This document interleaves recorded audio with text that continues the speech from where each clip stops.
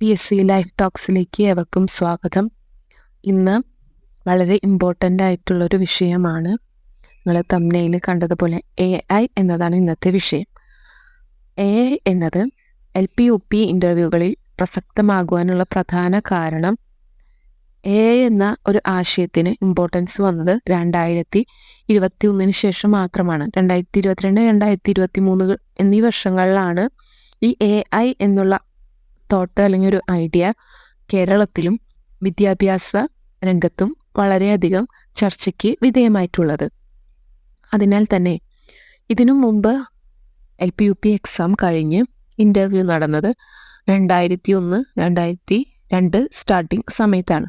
ആ ഒരു സമയത്ത് AI എന്നത് വിദ്യാഭ്യാസ മേഖലയിൽ കടന്നു വരികയോ അധ്യാപകരുടെ ഇടയിൽ ചർച്ചയാവുകയോ ചെയ്തിട്ടില്ല. ആയതിനാൽ AI വിദ്യാഭ്യാസത്തിൽ എത്രമാത്രം പ്രസക്തമാകുന്നു എന്നുള്ളത് തീർച്ചയായും നമ്മൾ അറിഞ്ഞിരിക്കേണ്ട ഒരു ടോപ്പിക്കാണ്. AI പറ്റി പറയുമ്പോൾ അതിൻ്റെ ഒരു ഹിസ്റ്ററി തൊട്ട്, വലിയ കാര്യത്തിൽ ഹിസ്റ്ററി ഒന്നും അറിയണ്ട എങ്കിൽ പോലും എന്താണ് AI എന്നതും അതിൻ്റെ പിതാവ്, അതുപോലെ തന്നെ ആധികാരികമായിട്ട് AIനെ എങ്ങനെ നിർവചിക്കാം എന്നുള്ളതും, തുടർന്ന് അതെങ്ങനെ നമ്മുടെ വിദ്യാഭ്യാസത്തിൽ സ്വാധീനം ചെലുത്തുന്നു, അത് ഡിമെറിറ്റ്സ് ആയാലും മെറിറ്റ്സ് ആയാലും എങ്ങനെയാണ് എഡ്യൂക്കേഷൻ ലെവലിൽ അതെങ്ങനെ AI എന്നത് എങ്ങനെ സ്വാധീനം ചെലുത്തുന്നു, അത് മെറിറ്റ് സൈഡും ഡിമെറിറ്റ് സൈഡും നമ്മൾ തീർച്ചയായും അറിഞ്ഞിരിക്കണം. അതിനെ പറ്റിയുള്ള ചോദ്യം എന്തായാലും നമ്മുടെ LP-UP ഇൻ്റർവ്യൂകളിൽ തീർച്ചയായും ഉണ്ടായിരിക്കും എന്നുള്ളത് എനിക്ക് 100% ഷുവറാണ്.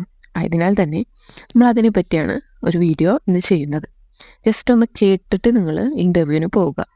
കാരണം ഈ AI എന്നത് അത്രയും റെലവൻ്റ് ആയി നിൽക്കുന്ന ഈ സമയത്ത് അതിനെപ്പറ്റി നമ്മളോട് ചോദിക്കുമ്പോൾ ചെറിയൊരു പാരഗ്രാഫ് എങ്കിലും AI എന്താണെന്ന് പറയാൻ അറിയില്ല എന്നുണ്ടെങ്കിൽ അധ്യാപകൻ എന്ന നിലയിൽ നമുക്കതിൻ്റെ ഒരു നഷ്ടം തന്നെയാണ്. അതൊരു നമുക്ക് ഇൻ്റർവ്യൂ ചെയ്യുന്ന വ്യക്തികൾക്ക് നമ്മളെ വിലയിരുത്തുമ്പോൾ അതൊരു നെഗറ്റീവ് തന്നെയാണ്. ഓക്കെ, നമുക്ക് പോയിന്റിലേക്ക് കടക്കാം. ഫസ്റ്റ് വൺ, AIയുടെ ഫാദർ ആരാണ്? AIയുടെ ഫാദർ ജോൺ മെക്കാർത്തി ആണ്. AIയുടെ ഫാദർ ജോൺ മെക്കാർത്തി. ഞാൻ സ്പെല്ലിങ് വീഡിയോയിൽ കൊടുക്കും. നെക്സ്റ്റ് വൺ, AIയുടെ godfather, the godfather of AI എന്നത് ജോഫ്രി ഹിൻറ്റൺ ആണ്. Godfather of AI Geoffrey Hinton. എന്തിനാണ് പിന്നീട് ചോദിക്കാൻ സാധ്യതയുള്ള ഒന്ന് AIനെ പറ്റി പറയാനാണ്. അത് പറയാൻ നമ്മളോട് ആവശ്യപ്പെടുമ്പോൾ അതിനെപ്പറ്റി ആധികാരികമായിട്ട് തന്നെ പറയണം. വെറുതെ ഇതാണ് ഇങ്ങനെയൊക്കെയാണ് ഈ AI, അതല്ലെങ്കിൽ അതുകൊണ്ട് ഇന്നതൊക്കെ ചെയ്യാം എന്നൊന്നും പറഞ്ഞതുകൊണ്ട് അതൊരു പൂർണ്ണമായ ഉത്തരമാകണമെന്നില്ല. മാത്രമല്ല, എല്ലാവരും പറയുന്ന ഒരു ഉത്തരത്തിൽ നിന്നും വ്യത്യസ്തമാകണം നമ്മുടെ ഉത്തരം. അതാണ് നമ്മുടെ ലക്ഷ്യം. ആയതിനാൽ നിങ്ങൾക്ക് അറിയാൻ സാധ്യതയുള്ള എല്ലാ കാര്യങ്ങളും AIനെ പറ്റി അറിഞ്ഞിരിക്കുക. ഒപ്പം ഈ വീഡിയോയും കേൾക്കുക. ഓക്കെ, AIയുടെ ഫുൾ ഫോം ആർട്ടിഫിഷ്യൽ ഇൻ്റലിജൻസ് എന്നാണ്. അതെല്ലാവർക്കും അറിയുന്ന കാര്യമാണ് അല്ലേ? ഗൂഗിൾ എന്നതും AI എന്നതും എൻ്റയർലി ഡിഫറെൻ്റ് ആണ്. എന്തുകൊണ്ടാണ് നമ്മൾ AI ഡിഫറെൻ്റ് ആവുന്നതും ഇമ്പോർട്ടൻസ് AIക്ക് കിട്ടാനുള്ള ഒരു കാരണം? നമ്മൾ ഗൂഗിളിൽ ടൈപ്പ് ചെയ്താൽ നമ്മളൊരു ആൻസർ കിട്ടണമെങ്കിൽ ഗൂഗിളിൽ ടൈപ്പ് ചെയ്യുന്നു, നമുക്ക് ആൻസർ കിട്ടുന്നു. AIയിൽ ടൈപ്പ് ചെയ്യുന്നു, ഒരു ആൻസർ കിട്ടുന്നു. എന്നാൽ ഇവ തമ്മിലുള്ള വ്യത്യാസം എന്താണ് എന്ന് നിങ്ങളോട് ചോദിക്കുകയാണെങ്കിൽ നമുക്ക് പറയാവുന്ന പ്രധാന പോയിന്റ്, ഒന്നാമത്തേത്, ഗൂഗിളിൽ നമ്മൾ ഏത് ചോദ്യം അടിച്ചു നൽകിയാലും എല്ലാവർക്കും സെയിം ആൻസേഴ്സാണ് നൽകുക. ഓരോരുത്തർക്കും വ്യത്യസ്തമായ ഉത്തരങ്ങളൊന്നും ഗൂഗിളിൽ നമ്മൾ സെർച്ച് ചെയ്യുമ്പോൾ കിട്ടില്ല. എല്ലാവർക്കും ഒരു ചോദ്യം അടിച്ചു കൊടുത്താൽ അതിന് എല്ലാവർക്കും ഒരേ ആൻസേഴ്സ് മാത്രമാണ് ഗൂഗിളിൽ നിന്ന് പ്രൊവൈഡ് ചെയ്യുക. എന്നാൽ AI നമ്മളിപ്പോൾ ജെമിനിയാണ് ഇപ്പോൾ നമ്മൾ സാധാരണയായിട്ട് യൂസ് ചെയ്യുന്ന ഒരു AI. ജെമിനിയിൽ നമ്മൾ ചോദ്യം അടിച്ചു കൊടുത്താൽ എൻ്റയർലി ഡിഫറെൻ്റ് ആൻസേഴ്സ് ആയിരിക്കും എല്ലാവർക്കും കിട്ടുക, ഓരോരുത്തർക്കും കിട്ടുക. അതിൻ്റെ പ്രധാനപ്പെട്ട കാരണം നമ്മൾ അടിച്ചു കൊടുക്കുന്ന ഒരു വാക്ക് വ്യത്യാസപ്പെട്ടാൽ മതി. ആ ഒരു വാക്ക് കൊണ്ട് അവർ ആ ഒരു ഉത്തരം തന്നെ ഡിഫറെൻ്റ് ആയിരിക്കും. അപ്പം നമ്മൾ ഒരു ചോദ്യം അടിച്ചു കൊടുക്കുന്നു. ഒരു ചോദ്യം എക്സാമ്പിളായിട്ട് പറയുകയാണെങ്കിൽ, I want to know the summary of the poem lyrical ballad. Lyrical ബല്ലാഡിനെ പറ്റി ഒരു ചെറിയൊരു ഡിസ്ക്രിപ്ഷൻ. അത് മറ്റൊരു വ്യക്തി അടിച്ചു കൊടുക്കുന്നത് small description about lyrical ballad in simple sentence. മൂന്നാമത്തെ ഒരാൾ a long description about the lyrical ballad and its characters. ഇങ്ങനെ മൂന്ന് വ്യക്തികൾ 3 ചോദ്യങ്ങളായിട്ട് ഒരു പോയത്തിനെ കുറിച്ച് എഐനോട് ചോദിച്ചാൽ 3 പേർക്കും വ്യത്യസ്തമായ ലാംഗ്വേജിൽ വ്യത്യസ്തമായ രീതിയിലായിരിക്കും ഉത്തരം കിട്ടുക. സിമ്പിൾ സെൻറ്റൻസിൽ വേണം എന്ന് പറഞ്ഞ വ്യക്തിക്ക് വളരെ മിനിമലായിട്ട് ഏത് സാധാരണക്കാരനും വായിച്ചാൽ മനസ്സിലാവുന്ന രീതിയിലുള്ള ഒരു ഡിസ്ക്രിപ്ഷൻ ആയിരിക്കും നൽകിയിരിക്കുക. മറ്റു 2 പേർക്കും എൻറ്റയർലി ഡിഫറെൻ്റ് ആയിരിക്കും. പക്ഷെ നമ്മൾ ഈ 3 ചോദ്യം നമ്മൾ ഗൂഗിളിലാണ് അടിച്ചു കൊടുക്കുന്നത്, ക്വസ്റ്റ്യൻ കൊടുക്കുന്നത് എങ്കിൽ എല്ലാവർക്കും കിട്ടുന്ന PDF-കൾ അല്ലെങ്കിൽ വിക്കിപീഡിയയിൽ നിന്ന് കിട്ടുന്ന വിവരങ്ങളാണ് ഗൂഗിളിൽ നമുക്ക് അവൈലബിൾ ആയിട്ടുള്ളത്. ഇതെല്ലാവർക്കും സെയിം തന്നെയാണ് കിട്ടുക. നമ്മളത് വായിച്ച് നമ്മുടേതായ രീതിയിൽ മാറ്റി എഴുതണം. ഈ 3 ചോദ്യം അടിച്ചു കൊടുത്താലും ഒരേ ഉത്തരം തന്നെയാണ് ഗൂഗിൾ തരിക. ഇതാണ് ഗൂഗിളും തമ്മിലുള്ള സ്പെഷ്യലായിട്ടുള്ള പറയാനുള്ള വ്യത്യാസം. ഇത് നിങ്ങൾ തീർച്ചയായിട്ടും അറിഞ്ഞു വയ്ക്കുക. ഇത് വളരെ ഇമ്പോർട്ടൻ്റ് ആണ്. എന്ന് പറയുന്നത് നമ്മൾ നൽകുന്ന ഓരോ ചോദ്യവാക്കുകളും വിശകലനം ചെയ്തതിന് ശേഷം മാത്രമാണ് ഉത്തരം നൽകുക. ഒരൊറ്റ വേർഡ് മാറ്റി അടിച്ചു കഴിഞ്ഞാൽ ഉത്തരം എൻറ്റയർലി ഡിഫറെൻ്റ് ആയിരിക്കും. ഈ എഐനെ പറ്റി പറയുകയാണെങ്കിൽ 1956 ഈ ആശയം ഉയർന്നു വന്നിട്ടുണ്ട്. എന്നാൽ ഇത് ഉപയോഗത്തിൽ വന്നത് 2000-ലാണ്. 2000-ഓടെ നമുക്ക് എഐ എന്നൊരു സാങ്കേതിക വിദ്യയുടെ ഇമ്പോർട്ടൻസ് മനസ്സിലാക്കുകയും അതിനെപ്പറ്റിയുള്ള ഗവേഷണങ്ങൾ വളരെ തകൃതിയായിട്ട് നടക്കുകയും ചെയ്തു. ജെമിനിയാണ് ഞാൻ ഓൾറെഡി പറഞ്ഞിരുന്നു. ഗൂഗിളിൽ ഇപ്പോൾ നമ്മൾ ഗൂഗിളിൽ അടിച്ചു കൊടുത്ത് ജെമിനി സെർച്ച് ചെയ്യുന്ന ഇത്. അതുപോലെ തന്നെ ChatGPT, ഇതൊക്കെ ആദ്യം ChatGPT ആയപ്പോൾ ജെമിനിയാണ്. ChatGPT എന്ന് പറയുന്നത് ഓപ്പൺ എ എന്ന് പറഞ്ഞൊരു കമ്പനി ആണ് സ്റ്റാർട്ട് ചെയ്തത്. ഓപ്പൺ എ എന്ന കമ്പനി സ്റ്റാർട്ട് ചെയ്ത ഒന്നാണ് ChatGPT. തുടർന്ന് ഇപ്പോൾ ഫെമിലിയർ ആയിട്ടുള്ളത് ജെമിനിയാണ്. അത് ഞാൻ റിപ്പീറ്റ് ചെയ്ത് പറയുന്നു എന്നുള്ളൂ. നിങ്ങളുടെ മൈൻഡിലേക്ക് ആ പേരുകൾ ഓപ്പൺ AI, അതുപോലെ ChatGPT, ജെമിനി, ഈ വേർഡ്സൊക്കെ നമ്മൾ അവിടെ ഉത്തരം പറയുമ്പോൾ യൂസ് ചെയ്യണം. ഓക്കെ, അതിൻ്റെയൊക്കെ ഒരു മുൻപത്തെ വേർഷനായിരുന്നു അലക്സ. നമ്മളിപ്പോഴും പരസ്യം കാണാറുണ്ട്. ഒരുപാട് പേരുടെ വീട്ടിലുണ്ടാവും അലക്സ. നമ്മൾ എന്ത് കമാൻഡ് ചെയ്താലും ആ അലക്സ അത് ചെയ്തുകൊണ്ടിരിക്കും. ഇതൊക്കെ ഈ AI-ൻ്റെ ഒരു മുൻപത്തെ വേർഷനാണ്. AI എന്ന് പറയുന്നതിനേക്കാൾ മുൻപ് നമുക്കത് ഫെമിലിയർ ആക്കി തന്നത് അലക്സയാണ്. അലക്സ എന്ന് പറയുന്ന ഒരു ഉപകരണം കറക്റ്റ് നമ്മൾ എന്ത് നിർദ്ദേശിക്കുന്നു അതിനനുസരിച്ച് പ്രവർത്തനങ്ങൾ ചെയ്യുന്ന ഒരു മെഷീനായിരുന്നു. പിന്നെ ഇത് ഒരുപാട് മെറിറ്റ്സും ഒരുപാട് ഡീമെറിറ്റ്സും ഉള്ള ഒരു സംഭവമാണ് ഈ AI എന്ന് പറയുന്നത്. ഗുണകരമായിട്ട് പറയാന്ന് വെച്ച് കഴിഞ്ഞാൽ ആരോഗ്യരംഗത്ത്, അതുപോലെ ടെക്നോളജി, വിദ്യാഭ്യാസം, എല്ലാ രംഗത്തും ഇതിനെ ഒരുപാട് ഗുണമുള്ള രീതിയിൽ ഉപയോഗിക്കാം. ആരോഗ്യരംഗത്ത് ഇപ്പോൾ റോബോട്ടിക്സ് ശസ്ത്രക്രിയകളൊക്കെ നടക്കുന്നത് ഈ AI-യുടെ ഒരു ഹെൽപ്പോട് കൂടിയിട്ടാണ്. ടെക്നോളജി പറയേണ്ട എല്ലാ വിഭാഗത്തിലും ടെക്നോളജിയുടെ ഇപ്പോൾ IT ആണെങ്കിലും മെഷീനറിയിലുള്ള ടെക്നോളജിക്കൽ വിഭാഗത്തിലായാലും AI എന്ന് പറയുന്നത് വളരെ ഇമ്പോർട്ടൻ്റ് ആയിട്ട് ഇരിക്കുന്ന സമയമാണ്.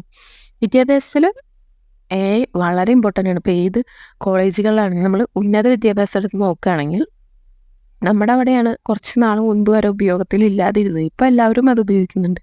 എന്ത് പ്രൊജക്റ്റ്, എന്ത് അസൈൻമെൻറ്റ് കൊടുത്താലും കുട്ടികൾ AI-നെയാണ് ഡിപ്പെൻഡ് ചെയ്യുന്നത്. അത് വളരെ ഒരു നെഗറ്റീവായിട്ടാണ് എനിക്ക് തോന്നുന്നത്. യൂസ്ഫുള്ളാണ്, അവർക്ക് പെട്ടെന്ന് എല്ലാ അറിവും കിട്ടും. പക്ഷേ അത് നമ്മൾ സെർച്ച് ചെയ്ത് ഒരുപാട് പുസ്തകങ്ങൾ വായിച്ച് അതിൽ നിന്ന് കണ്ടൻറ്റ് എടുത്ത് നമ്മളൊരു പ്രോജക്റ്റ് അല്ലെങ്കിൽ ഒരു മെത്തഡോളജി, ഒരു അസൈൻമെൻറ്റ് ചെയ്യുന്നതിൻ്റെ ഒരു ഗുണവും AI നമ്മൾ ക്വസ്റ്റ്യൻ അടിച്ചു കൊടുത്ത് ആൻസർ കിട്ടുമ്പോൾ നമുക്ക് ലഭിക്കുന്നില്ല. പ്രത്യേകിച്ച് യൂണിവേഴ്സിറ്റികളിലൊക്കെ ഇപ്പോൾ അങ്ങനെയാണ് നിലവിൽ വരുന്നത്. അവർ അവരുടേതായ രീതിയിൽ ചോദ്യങ്ങൾ പല വിധത്തിൽ മാറ്റിയടിച്ച് അവർ പല ഉത്തരങ്ങളിൽ കിട്ടുമ്പോൾ അതിൽ നിന്ന് അതൊന്ന് കമ്പൈൻ ചെയ്യുന്നു എന്നൊരു ഡ്യൂട്ടി മാത്രമേ സ്റ്റുഡൻസ് ചെയ്യുന്നുള്ളൂ. ബാക്കിയെല്ലാം ചെയ്യുന്നത് AI ആണ്. ഭാവിയിൽ ലോകത്തിൽ ഏറ്റവും അധികം പ്രത്യാഘാതം നേരിടേണ്ടി വരുമെന്ന് ഈ AI നിർമ്മിച്ചവർ തന്നെ പറയുന്നുണ്ട്. കാരണം നമ്മൾ നിർമ്മിച്ചൊരു വസ്തുവിനെ നമുക്ക് നിയന്ത്രിക്കാനാവാത്ത ഒരു അവസ്ഥയാണ് ഇപ്പോൾ AI എന്ന് പറയുന്ന ഒരു സംഭവം മുന്നോട്ട് വയ്ക്കുന്നത്. സ്വയം അപ്ഡേറ്റ് ആവാനുള്ള ഒരു കഴിവ് ഉള്ളൊരു ടെക്നോളജി, അതാണ് ഈ AI എന്നതുകൊണ്ട് ഇവിടെ വ്യക്തമാക്കുന്നത്. സ്വയം അപ്ഡേറ്റ് ആകാനുള്ള ഈ കഴിവുള്ളിടത്തോളം ചിലപ്പം മനുഷ്യൻ്റെ കഴിവിനെ കടത്തിവെട്ടുന്ന കഴിവ് നേടിയൊരു വ്യക്തി, ഒരു ഉപകരണമായി AI മാറും. നമ്മൾ റോബോട്ട് എന്ന് പറഞ്ഞ മൂവി കണ്ടിട്ടുള്ളവരായിരിക്കും പലരും. രജനീകാന്തിൻ്റെ റോബോട്ട് എന്ന് തന്നെയാണ് എന്തിരൻ എന്ന മൂവി. അതിൽ നമുക്ക് കാണിക്കുന്നത് നമ്മളൊന്ന് ആലോചിച്ച് നോക്കിയാൽ നമുക്ക് മനസ്സിലാവും. അത് തന്നെയാണ് ഈ AI-യുടെ ഒരു അപ്ഡേറ്റഡ് വേർഷനാണ് അവിടെ കാണിച്ചത്. ഇനി വരാൻ പോകുന്നത് അങ്ങനെ ആയിരിക്കുമെന്ന് തന്നെയാണ് AI കണ്ടുപിടിച്ച വ്യക്തികൾ തന്നെ പറയുന്നത്.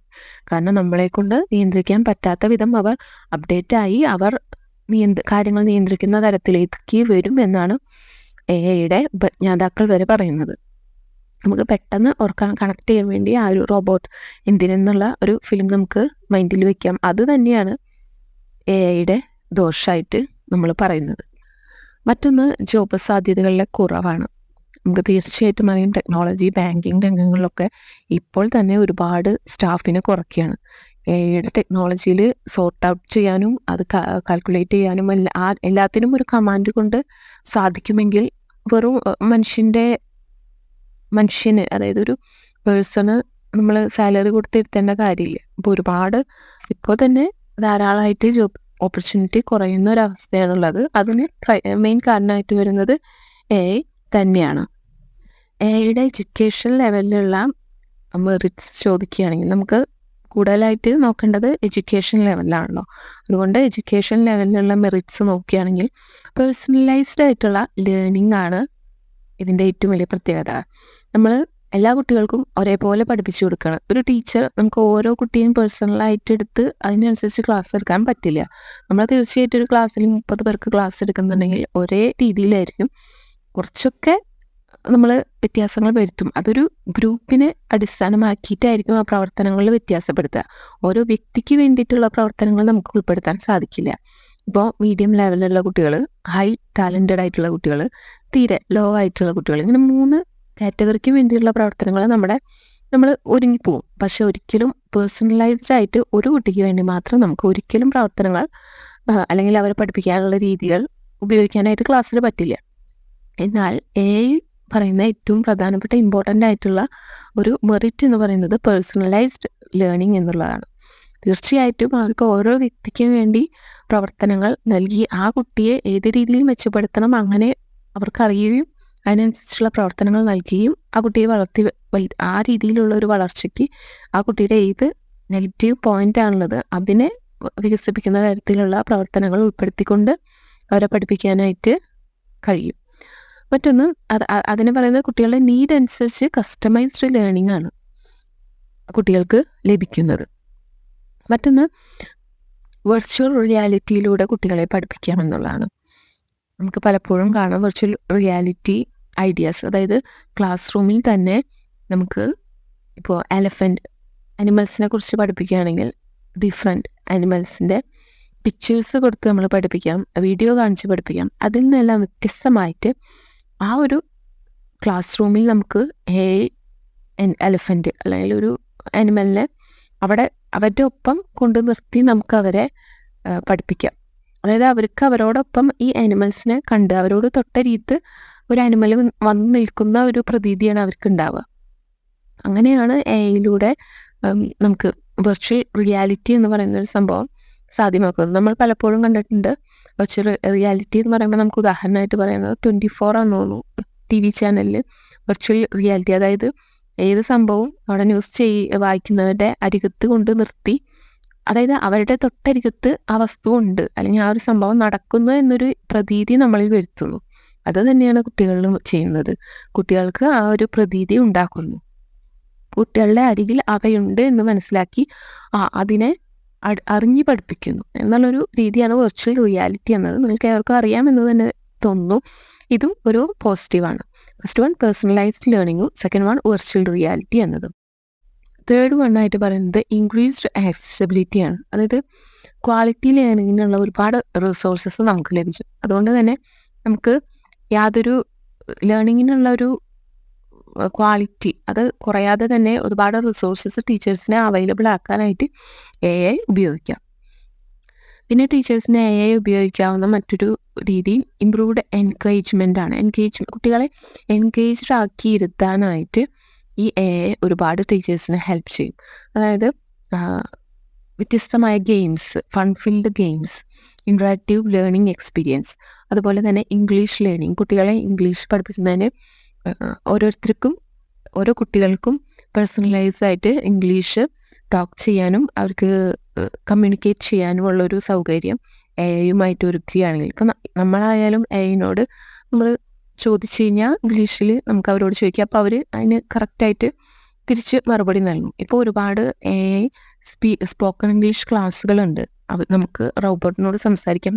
അത് സംസാരിക്കുക മാത്രമല്ല, നമ്മൾ സംസാരിക്കുന്നതിൽ എന്തെങ്കിലും തെറ്റുകളുണ്ടെങ്കിൽ, ഗ്രാമർ മിസ്റ്റേക്കുകൾ ഉണ്ടെങ്കിൽ അതൊക്കെ തിരുത്തിക്കൊണ്ടാണ് ആ ഒരു AI നമ്മളെ ഹെൽപ്പ് ചെയ്യുന്നത്. അപ്പം നമുക്ക് ഇതൊക്കെയാണ് മിസ്റ്റേക്ക് എന്ന് അവർ പറഞ്ഞു തരും. പകരം ഏത് ഉപയോഗിക്കണമെന്ന് പറഞ്ഞു തരും.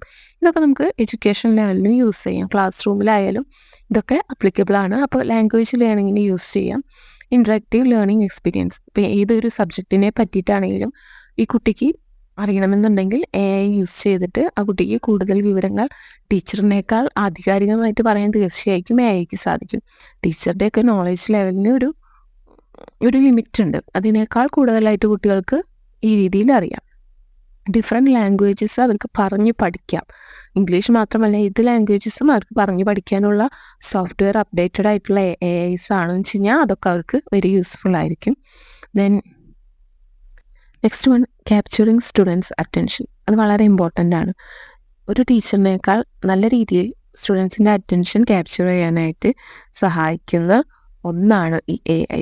അതിന് കഴിയും കുട്ടികളുടെ അറ്റൻഷൻ പവർ കുറച്ചുകൂടി നല്ല രീതിയിൽ ക്യാപ്ചർ ചെയ്യാനായിട്ട്. നെക്സ്റ്റ് വൺ, എല്ലാ ടീച്ചേഴ്സിനും ഒരുപാട് ഡ്യൂട്ടീസ് ഉണ്ടാവും. ഈ ഡ്യൂട്ടീസ് നമ്മൾ AIയുടെ ഹെൽപ്പോട് കൂടി ചെയ്യുകയാണെങ്കിൽ കുട്ടികളെ ഒരുപാട് നേരം ശ്രദ്ധിക്കാനുള്ള ഒരു ടൈം ടീച്ചേഴ്സിന് കിട്ടുമെന്നുള്ളതാണ്. അങ്ങനെ ഒരു ഹെൽപ്പ് നമുക്ക് AI വെച്ചുണ്ട്.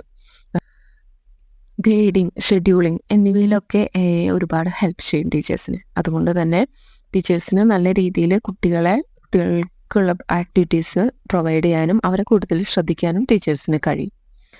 ഡിമെറിറ്റ്സ് ആയിട്ട് നമ്മൾ ഓൾറെഡി പറഞ്ഞ ഒരു കാര്യം തന്നെയാണ് ജോബ് ഡിസ്പ്ലേസ്മെന്റ് എന്ന് പറയുന്നത്. എല്ലാ മേഖലയിലും അതുണ്ട്. ബാങ്ക്, ടെക്, എഡ്യൂക്കേഷൻ, എല്ലാ ലെവലിലും ടീച്ചേഴ്സിൻ്റെ ആയാലും എല്ലാ ലെവലിലും ജോബ് ഓപ്പർച്യൂണിറ്റീസ് കുറയും എന്നുള്ളത് ഇതിൻ്റെ വലിയൊരു ഡിമെറിറ്റ്സ് ആണ്. അതുപോലെ തന്നെ വളരെ ഇമ്പോർട്ടൻ്റ് ആയിട്ടുള്ള മറ്റൊരു ഡിമെറിറ്റ് എന്നത് ഡാറ്റ പ്രൈവസി ഇല്ല എന്നുള്ളതാണ്. ഒരു സെക്യൂരിറ്റി ഇല്ല.